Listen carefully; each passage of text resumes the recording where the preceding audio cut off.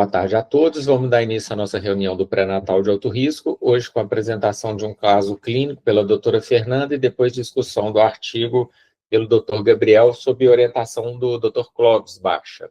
Então, Fernanda, pode começar a sua apresentação. Obrigada.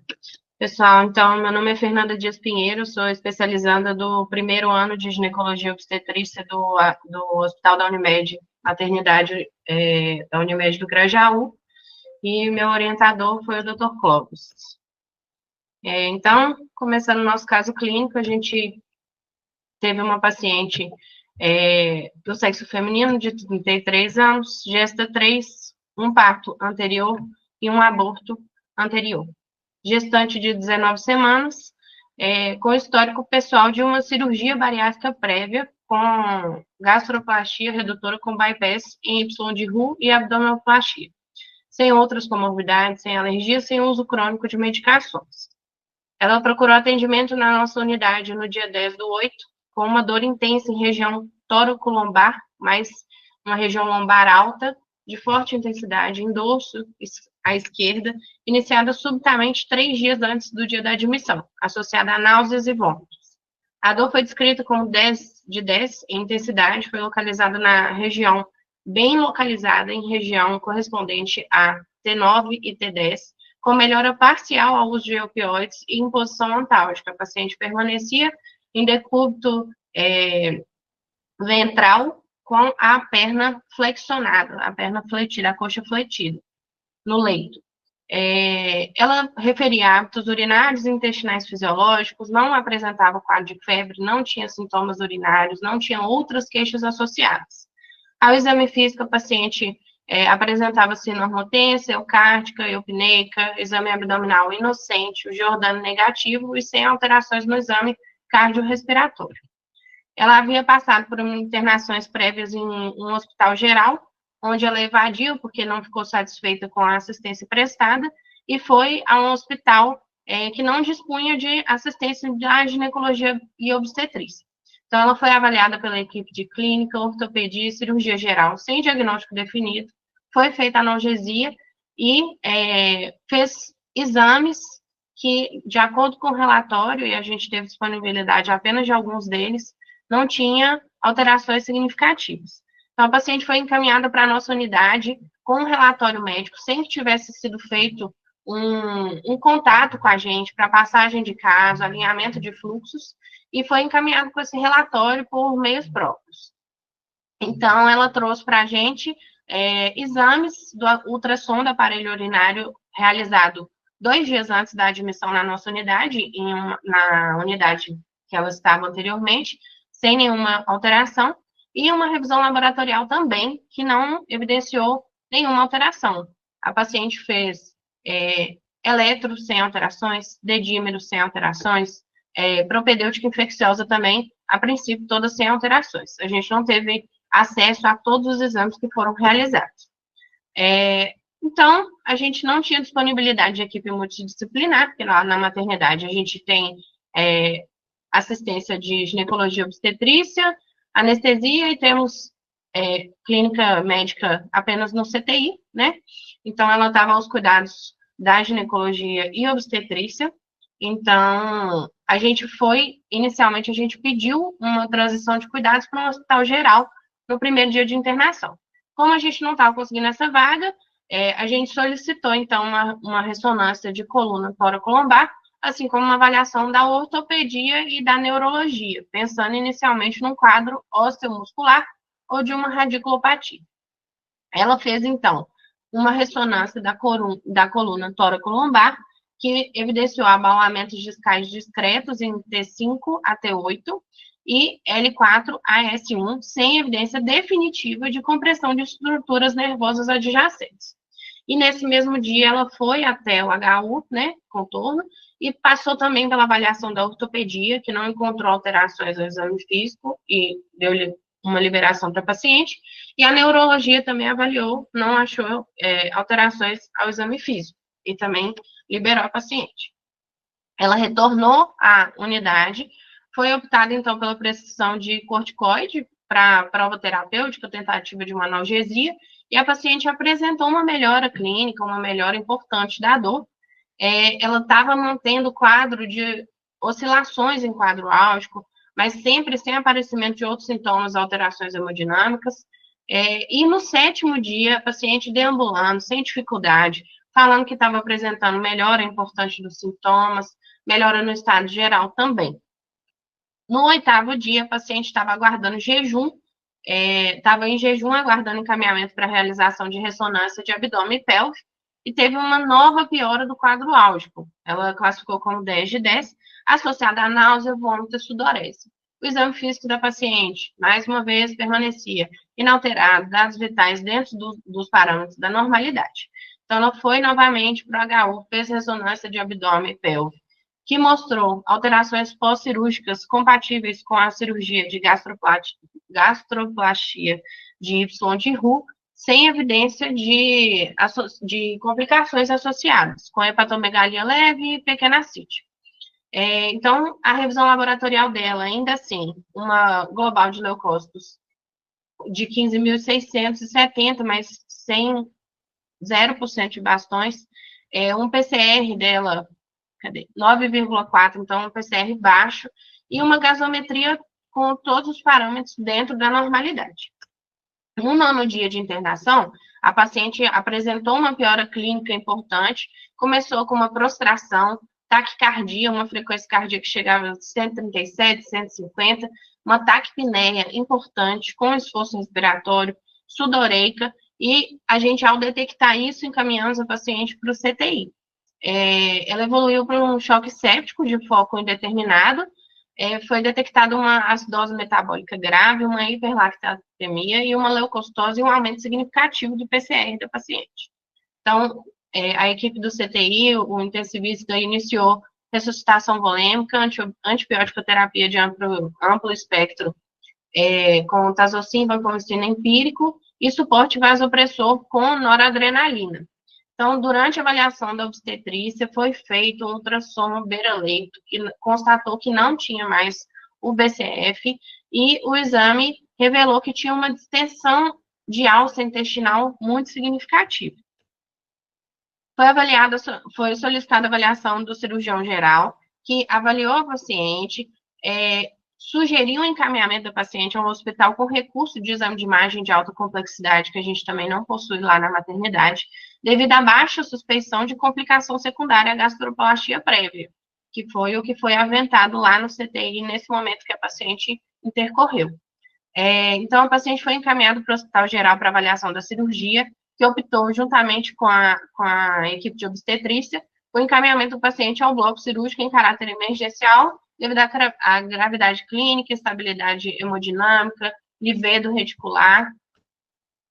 E no ato cirúrgico, né, que foi uma laparotomia exploradora, eles acharam um volumoso hemoperitônio fétido, isquemia crítica extensa de Delgado, herniado no espaço de Petersen, que o colega vai depois entrar mais em detalhes sobre a fisiopatologia e a clínica do quadro, sem comprometimento do colo, útero ou anexos. Então, foi realizada uma enterectomia subtotal com fechamento da pele para controle de danos, optou por não abordagem uterina, com planejamento de esvaziamento em momento oportuno, devido a foco de sepse claramente identificado durante o procedimento.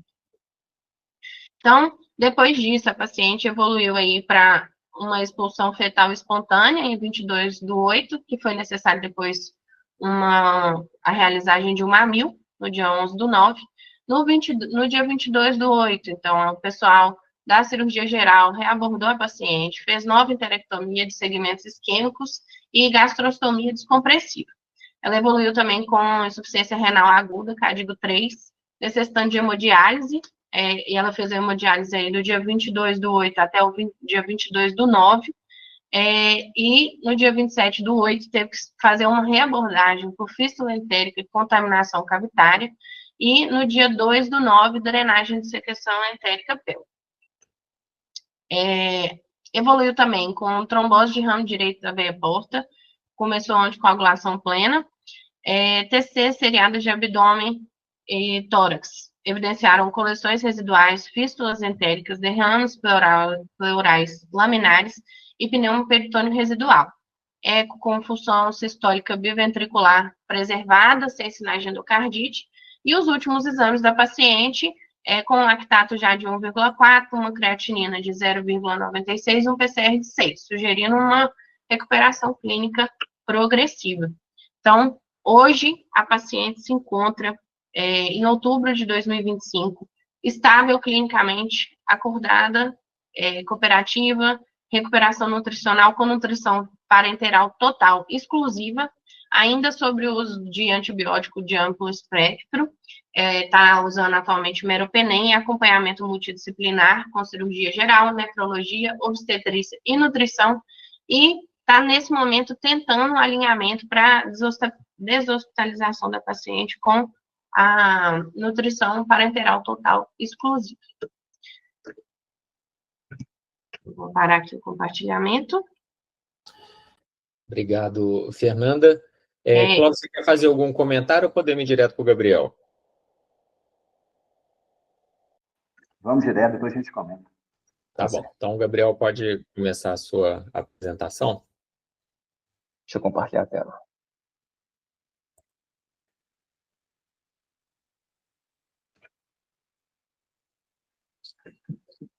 Boa tarde, eu sou Gabriel Oliveira, sou residente da Ginecologia Obstetrícia do HC, e hoje eu vou apresentar o artigo Hérnias internas em gestantes, após bypass gástrico em Y de Roux, sobre a orientação do professor Cláudio Antônio Baixa.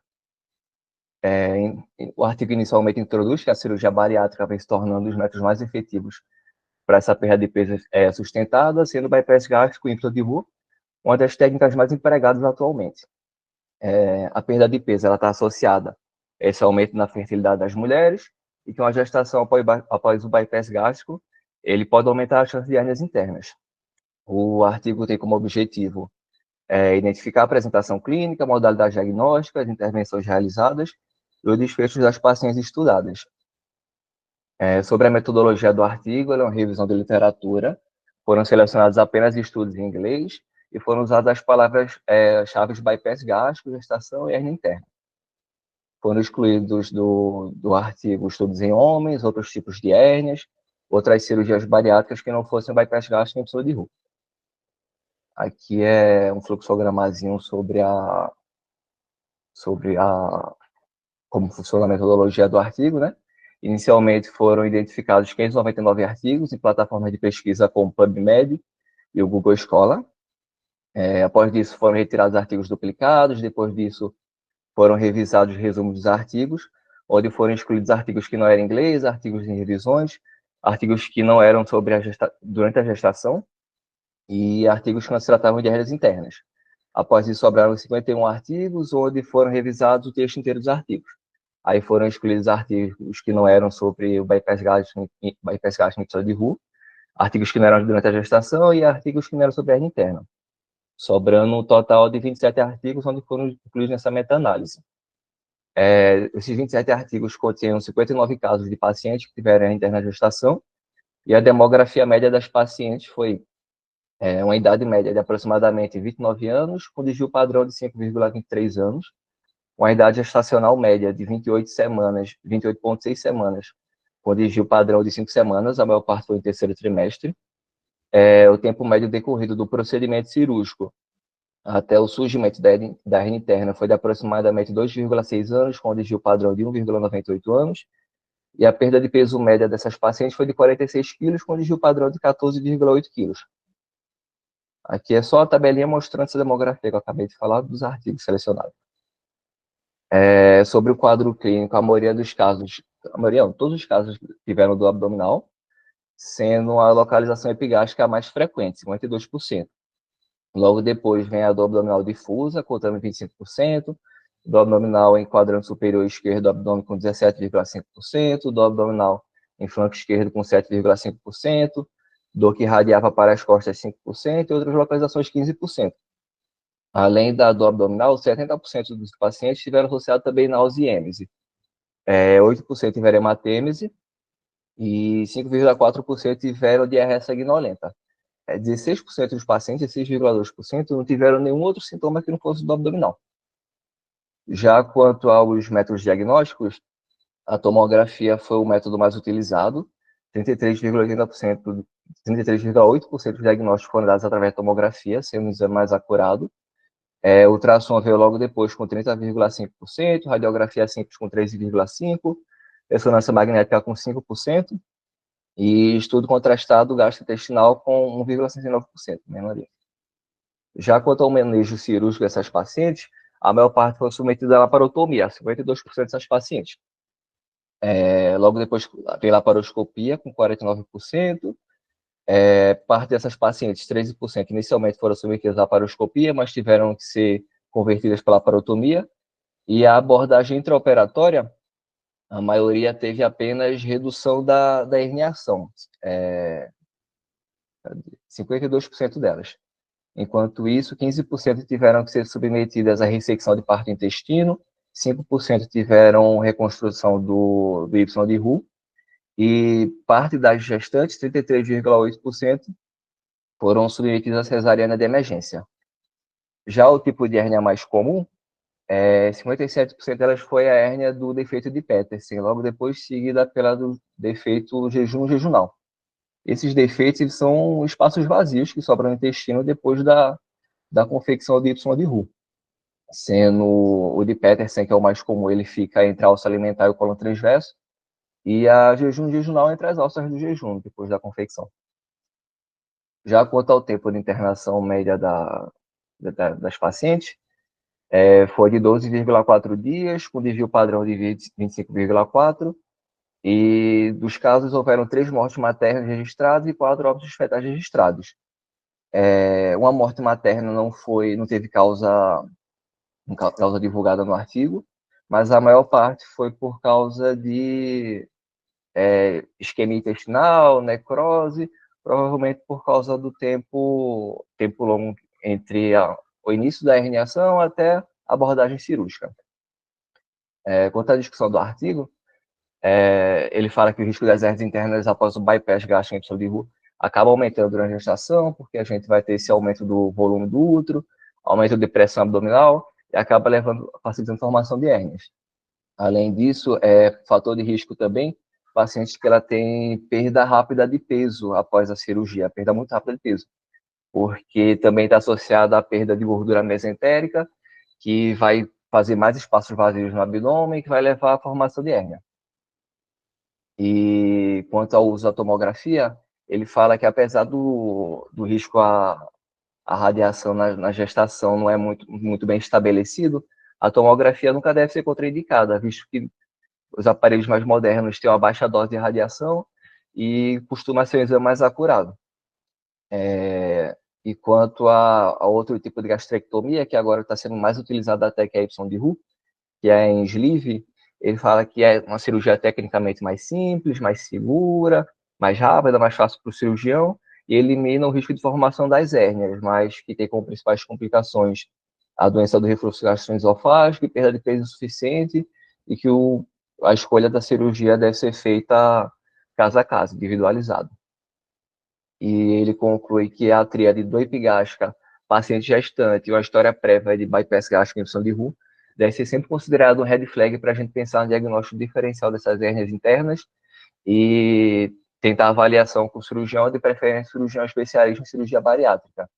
E esse diagnóstico deve ser sempre excluído diante de qualquer suspeita clínica, já que a necrose da alça intestinal pode ocorrer até 8 a 16 horas, e que a intervenção cirúrgica imediata, ou mais frequente possível, vai diminuir a chance da necrose da alça e vai melhorar o desfecho materno e fetal.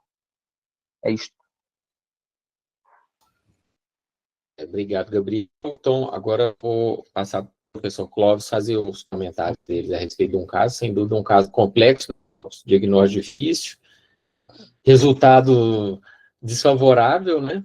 Mas provavelmente meio que inevitável, né? Porque ela chegou muito grave aí, o processo já, né? Na verdade, a gente trouxe esse caso, a gente teve 2 casos, né? Primeiro, para mostrar que existe essa síndrome, que eu, a princípio, não tinha nem ouvido falar a respeito, né? Da SES de Petersen, né? Que é mais comum na grávida, justamente por causa do aumento pressão intraabdominal, né, empurrando essas alças para dentro desses espaços, né? E que a gente tem que estar atento, né? A gente tem hoje quase todo mundo, né, os serviços de gestação de alto risco estão abarrotados de gestantes com gastroplastias, né?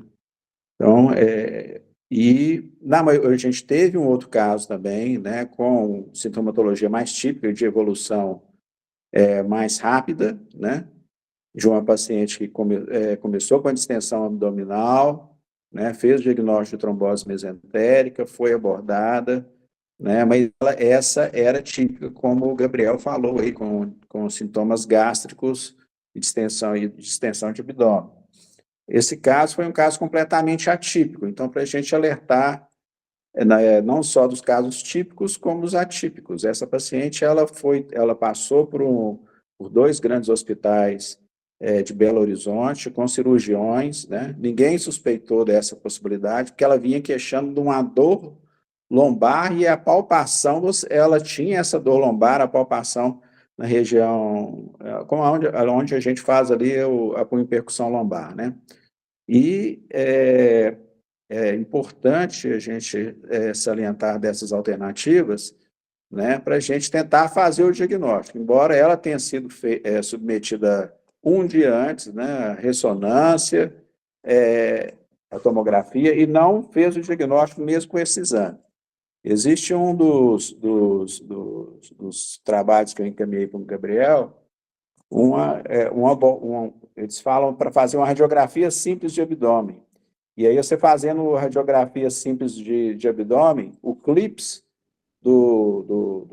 da gastroplatia, ela desloca do lado... Aí tem que verificar, Gabriel, eu não lembro mais desse trabalho, mas desloca de um lado para o outro, né? Essa paciente, eu acho que ela sai do direito para o esquerdo, do esquerdo para o direito, não sei exatamente, mas tem essa história. Essa paciente ela foi abordada no CTI, já com distensão abdominal, por um cirurgião especialista em redução de estômago, né, que falou assim, olha, e mesmo a gente falando da possibilidade dessa hérnia, porque a gente já tinha tido um caso semelhante, falou assim, não, ela está se questionando de dor lombar, mas só que eu não sei o que é isso, eu não vou abrir ela sem um exame de imagem. Eu quero um exame de imagem para poder abrir. Bom, assim, nós sabemos o seguinte, essa paciente tem que ser aberta, ela está com um quadro de abdômen agudo, isso no último dia, né?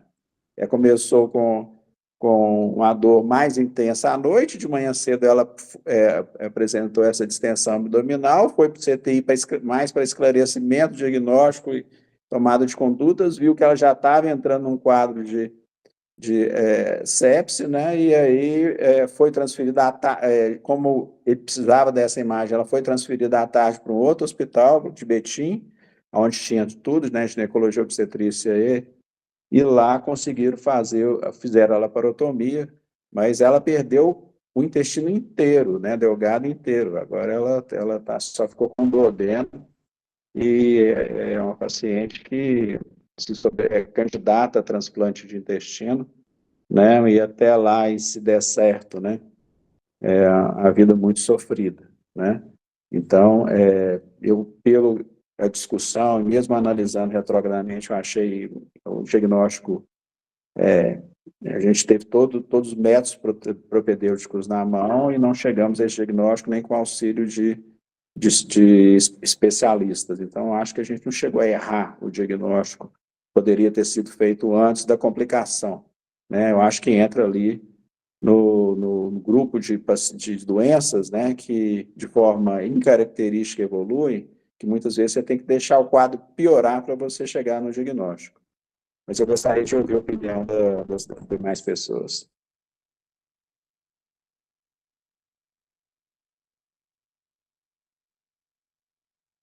Seu áudio está fechado, Mário.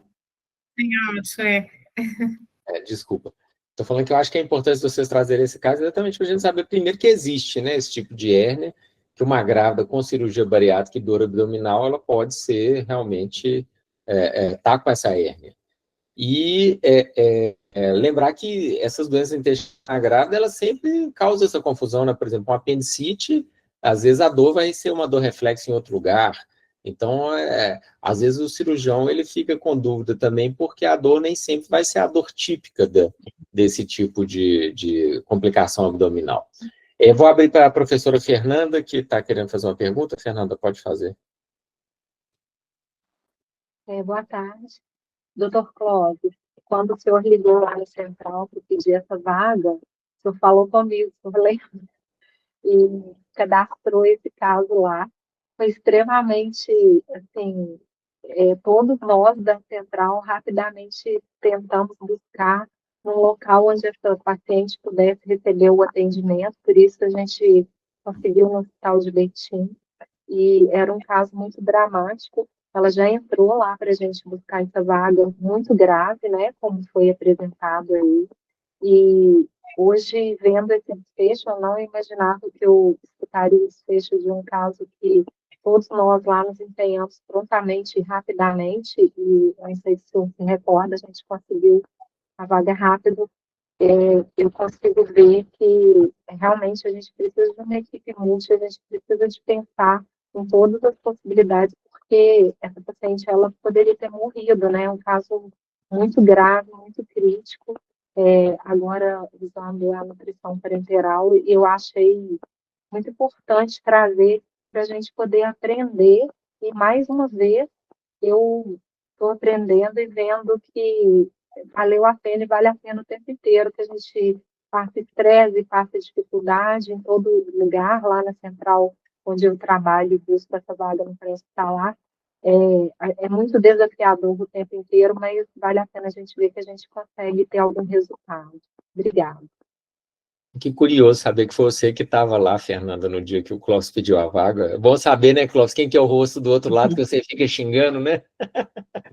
Foi mais ou menos assim. Eu Agradecendo, né? pensei, Fernanda, foi quase assim, não foi nessas palavras, mas Fernanda, dá seu jeito, minha filha, essa mulher tem que sair daqui. E ela arrumou a vaga rapidinho mesmo para o Betim lá, né? Vamos dizer assim, ela foi empurrada para dentro lá do Hospital de Betim. Mas é assim, justamente. A gente realmente empurrou. Foi a tal da vaga zero, né? Mas é um caso muito complicado mesmo, e ele, inclusive, a paciente evoluiu com melhora, né, durante esse período, né, intercorrência. Então, não existe trombose mesentérica esporádica, né? Essa alça entrou para dentro do espaço, passou por períodos de isquemias, o corticóide pode ter desinflamado um pouco ela, diminuído o edema, melhorou um pouco ali, mas foram 7, 8 dias com esse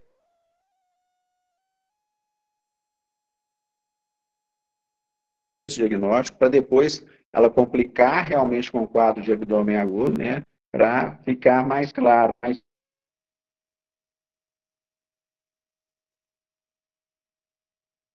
pena que muito parcial, uma ressecção tão dramática. Mas é importante a gente trazer esses casos, entre aspas, de evolução ruim, né, porque tem que ter um alerta, né, é muito importante a gente, é um caso da anomalia, mas a gente tem que saber, a gente tem que fazer os diagnósticos dos quadros de abdômen agudo em grávida, né, e sempre ser um pouquinho mais agressivo nesses casos. A gente fica muito pensando assim, não vou abrir a barra grávida, não vou abrir com a laparotomia mediana, que não dá para fazer ou não vou fazer uma laparoscopia, né, de urgência. A gente tem que ser mais liberal nessa abordagem do abdômen agudo. Ok. Alguém mais, gente, quer fazer algum comentário? Bom, então eu vou agradecer a presença de todos, aí doutora Fernanda da Unimed, que também participou aí em caráter especial apresentando o caso, né? Professor Clóvis, doutor Gabriel, e a Fernanda da Central de Leitos, que nos ajudou aqui também a entender o caso. Agradeço a todos. Semana que vem a gente retorna com a apresentação de artigo pela professora Eura e pela Luísa, não é isso? Então tá, gente. Obrigado, até semana que vem. Abraço, tchau. Parabéns, Até Fernanda. mais, obrigado. Até mais, gente. Boa noite.